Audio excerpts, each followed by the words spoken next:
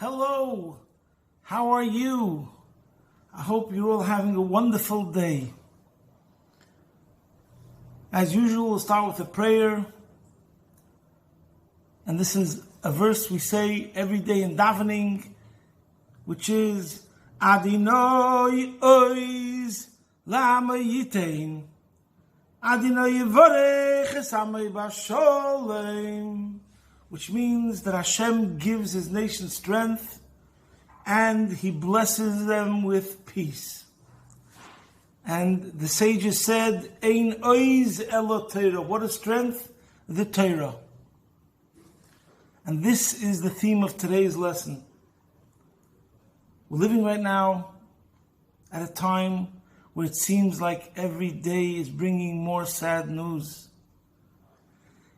And it gets harder to be positive, especially when every couple of hours you hear of someone else who's not in a good situation.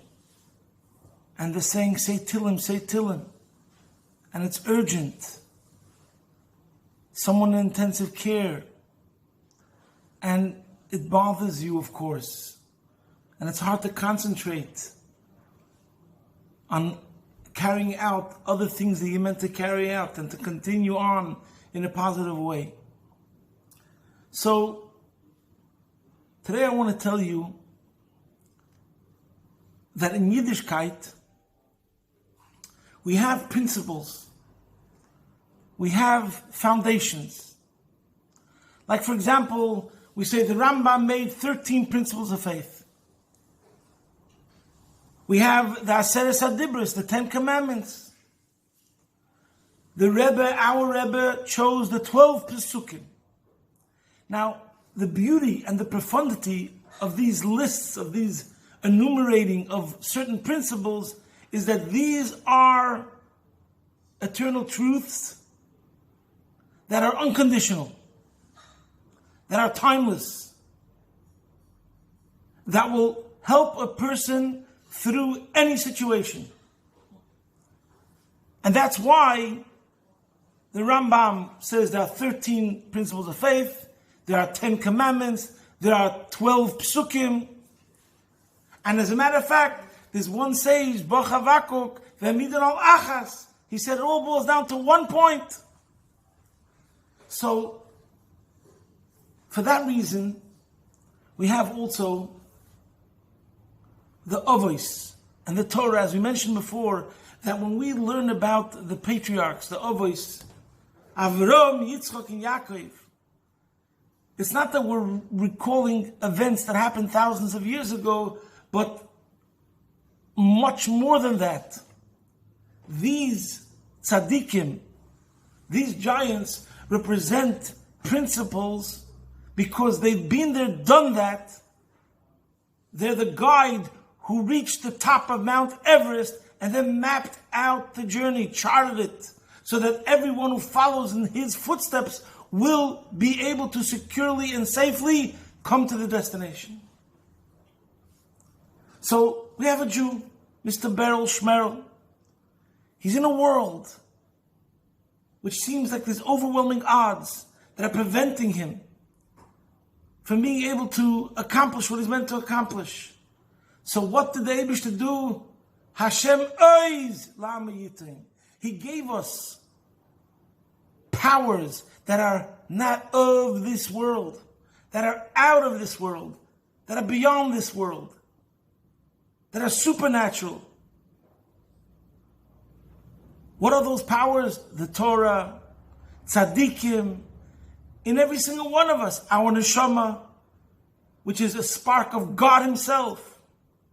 So the trick is to get in touch, tap into that power through learning Torah, through attaching yourself to a tzaddik, through getting in touch with your soul, and then you'll be able to overcome all adversity. And this is, we could say, maybe also one interpretation in this week's Parsha. It's called, the name of the Parsha is Tzav. And we were told we're meant to live with the portion of the week, to gain power from it. So one interpretation of the word tzav comes from tzav sa v'chibur. The word tzav could also mean connect. So therefore, what is the Torah telling us this week? Connect! Connect to the power source. Connect to the power station. If you will connect, as the saying goes, if you're connected above, you will not fall below. So I want to share with you 2 stories of the Rebbe Rashab, whose Yortzeit Yom Ha'ilula was this past Friday, 100 years. We spoke about it already. It was a monumental day, and I don't believe we gave it the proper due honor. So I'll tell you 2 stories. 2 stories about the Rebbe Rashab, which on a personal level has given me strength when I think about it and helped me thrive under certain circumstances, difficult ones. One story is the last words that were said by the Rebbe Rashab on this planet before his soul departed. So everyone knows about a certain statement that he said, Ich gehe in Himmel, I am ascending to heaven, the ksovim lo zechaych, but my writings I leave to you. No, those weren't actually the last words. The last words were as follows, and I'm reading to you from a recorded eyewitness who was there and who wrote the following. This is from a journal called Ishkafta the Rebbe. And it says there that the Frierdiker Rebbe, who was the Rebbe Rashab's only son, was standing by his father's bedside, and after his father said those words, that I am ascending to heaven, his only son, the Frierdiker Rebbe, when he heard those words, he was shocked to the core. When the Rebbe Rashab saw that his only son, the Frierdiker Rebbe, was so deeply moved and emotionally affected, he said, Hispailos,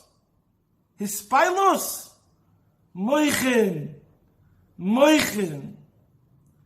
excitement, intellect. And he continues saying, it was evident to all of us standing around watching the interaction that at that moment, with his holy words, the Rebbe removed the rayatzes, that's the Frierdiker Rebbe's natural emotion of excitement, and placed into him great intellectual powers. It was blatantly evident from that moment onwards, the Frierdiker Rebbe, his only son, became calm and calculated. He engaged the events with powerful intellect. It was incredible to see how from that moment, the Frierdiker Rebbe stood by the Rebbe Rashab's side until the Istalkus, dressed in his girdle and his Shabbos hat. So his father, seeing his son, and the son who is realizing that his father is about to ascend to heaven. So this is the most important person in the world to him. This is his entire world. And the worst thing imaginable is happening right now. And the father gazes into the son and says, Hispailos, Mוחין. Like, keep it together. Control.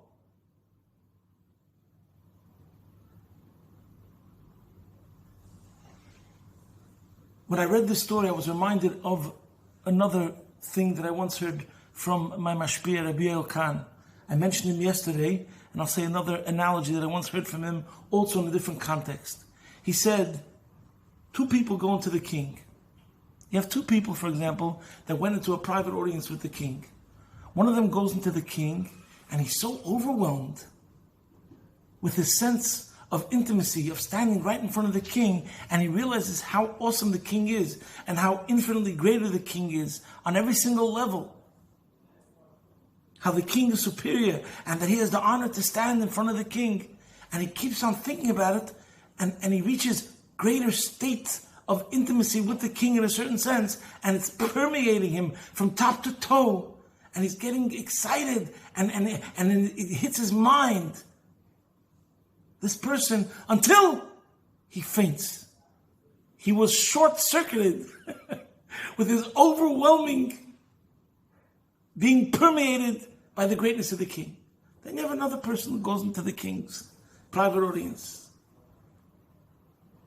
He might not be so spiritually sensitive or refined with his traits or so sophisticated level. But you know what? When he goes into the private audience of the king, he thinks to himself, I can't lose myself. I can't get carried away with my production, so to speak, how I'm going to be impacted. I have to think about one thing only, what the king wants. And therefore, he's able to not faint, listen to the instructions of what the king wants, leave the king's chambers, and carry through what the king wants. So, what shows on a higher level of dedication and devotion to the king? The first level, the first person, or the second person? On one hand, you say the first person, because the first person has a greater appreciation. And you could say that his mind and heart is permeated with the greatness of the king. True. But on the other hand, no. Who's really the greater person and more closely attached to the king? The second person. Why? Because in the end, he carries out what the king wants. The net result is not his production, the level that he's at, but the net result is that he is a true instrument of the king. He carries out what the king wants. He's a true agent of the king. So that's one story. Similarly over here, in the story of the Frierdiker Rebbe, that the father was telling him, don't let yourself get affected emotionally by what's going on. We have to think about the bigger picture. And right now, it's not a time for hispailos, but mוחין. Now I'll tell you the second story, also with the Rebbe Rashab. One time, this is printed in a collection of talks of the previous Rebbe. One time his father was going to send him on a mission, a very dangerous mission, and there's many stories where he sent his son on dangerous missions for the furtherance of Judaism. So he was about to send him on this mission, and the son looked at his father, and there was a look of apprehension or reservation on the Frierdiker Rebbe, on the son's face. Not chas v'shalom that he would not do what he meant to do, but there was a slight face appearance on the Frierdiker Rebbe's part where it projected a certain set level of fear. So the Rebbe Rashab, his father, looked at him and said, "Was heißt Avodah? You want to know what it means work? As me geht zu der Wand und me knackt mit dem Kopf und me knackt und me knackt und me knackt, bis me macht ein Loch und von dem Loch macht man ein Tier und me geht da durch, aber der Kopf bleibt ganz." Now we'll translate in English. His father told him, you know what means real work? Like self-sacrifice. You walk up to the wall. There's a wall standing in your way. The opposition is solid, formidable. You take your head and you start banging against the wall. And you bang and you bang and you bang until you make a crack. And from the crack, you make a door. And you go through the door. But your head remains intact. Your head remains whole. Your head remains complete. That's avodah. So we have these two stories. Tzav, connect to a tzaddik. Connect to the Torah. Connect to infinity. And then you'll be able to supersede, override any natural emotions that you're feeling, though lofty and great. And you'll think of the mission. And you'll bring out in yourself powers that you thought were never possible. And you'll be able to do something unpredictable and go even against your nature in a good way. You won't measure your performance by your moods, but by what the call of the hour is. We can't think hispailos, but mוחין. And the same thing with the second story. You have to have the resolve that you're going to go forward no matter what. There's no options. You got to do whatever it takes. And then, with the power of the tzaddikim, of Avram, Yitzchak, Yaakov, and the holy Rabbeim of Chabad, and the Torah, Hashem oiz la'amo yitein, we're given the strength and we'll be successful. So I want to bless you all with the blessing of attaching strongly to the power station, to the source, and therefore this guarantees the success. Broadcasting from Melbourne in my living room, Be'ezes Hashem Yisbarach, your man in Melbourne.